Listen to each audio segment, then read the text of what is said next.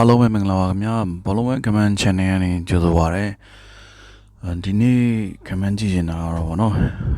16ရက်နေ့မနေ့တနာရီ15မှာခံမယ်Inter Milan နဲ့ဗောနော် Cagliari Italy Serie ပွဲစဉ်လေးပဲဖြစ်ပါတယ်အဲ့ဒီမှာတော့ W1 ဗောနော် Euro G ကစားတဲ့သူတွေကတော့သိပါတယ် W1 1.28 ပေးထားတယ်Cagliari W2 12.8 ဆိုတော့သူက12ဆပါเนาะတရားဆိုလို့ရှိရင်1180အများဆိုသိတော့မဖြစ်နိုင်အောင်လို့ထင်ပါတယ်ဒီနေ့ကတော့ကျွန်တော်ထင်တာတော့Inter Milan ပဲနိုင်သွားလိမ့်မယ်လို့ထင်ပါတယ်ဗောနော်ဘာလို့လဲဆိုတော့ဒီသူတို့တွေ့ဆုံခဲ့တဲ့တန်တစ်ချောင်းမှာလဲInter Milan ကပဲခြေတာခဲ့တာကိုတွေ့ရပါတယ်လက်ရှိ Inter ကလည်း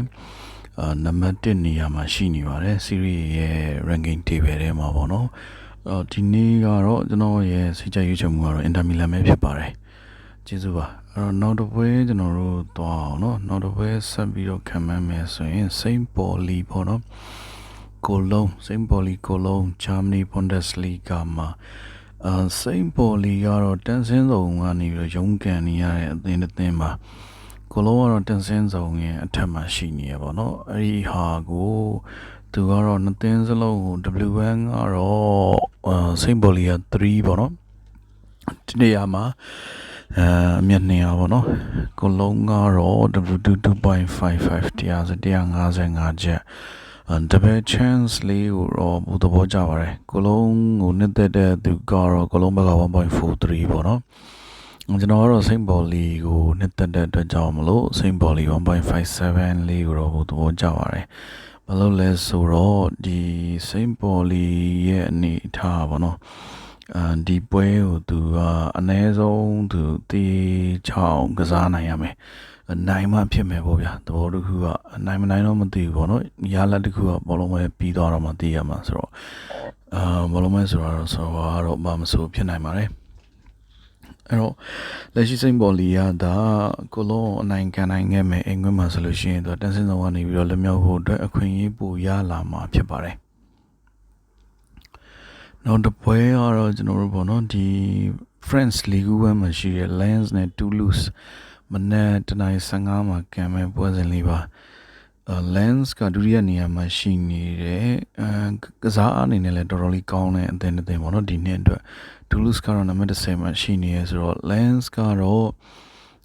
ကျွန်တော်စိတ်ထင်ရဆိုလို့ရှိရင် Champion League ကိုဝင်ခွင့်ရဖို့ပေါ့နော်သူရဲ့နေရာတော့ဒီနေရာမှာဆက်ရှိနေအောင်တော့စူးစမ်းပြီးတော့အင်ကွင်းမှာကစားသွားမယ့်သဘောမှာတော့ရှိတယ်ပေါ့နော်head to head မှာလည်း Lens ကနည်းနည်းပူတာတယ်ခုနှစ်ပွဲနိုင်နှစ်ပွဲသေးနှစ်ပွဲရှုံးဆိုတော့Lens ကပဲဒီနေ့ပွဲမှာတော့နိုင်သွားမယ်လို့ထင်ရပါတယ်ကြီးရလဲ 1.5 လောက်ပြီးထားတယ်ပေါ့နော် Euro G မှာပြောတာเนาะကျွန်တော်တို့ဒီအာရှ G ကိုခံမှန်းမှုတွေမပါပါဘူး